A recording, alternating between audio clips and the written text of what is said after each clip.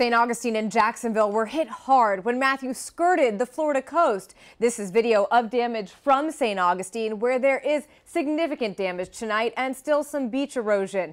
Local 10 News reporter Michael Seiden is live with what people in Northeast Florida are dealing with. Michael?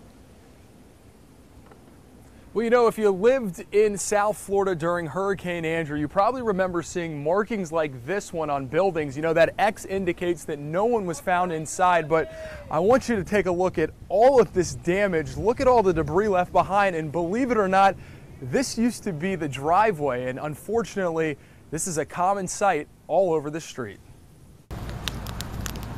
Tonight, hundreds in Villano Beach are still without power after this small beachside community was rocked by Hurricane Matthew.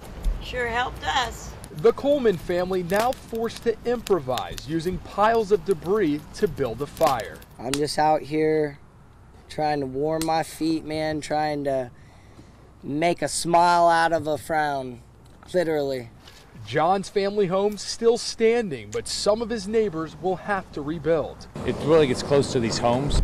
Earlier today, I walked the beach with Governor Rick Scott. He told me that this is one of the hardest hit areas in Northeast Florida, adding that the erosion is like nothing he's ever seen before. The positive is we didn't have, the storm didn't come ashore, which was what I worried about the entire week. We followed this thing for what, a solid week even before it got here.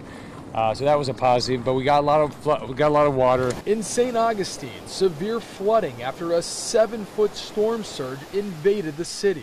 Just over the bridge is the historic downtown district, and I want you to take a look. This is what business owners are dealing with. This is a bed and breakfast. It's been here since 1914, and you can see all of the damage. In fact, an employee tells me that that storm surge sent water rushing into the first floor.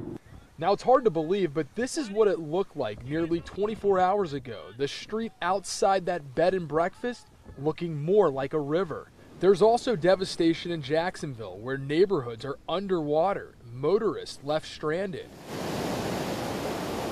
And take a look at this stunning video. It was captured by a drone.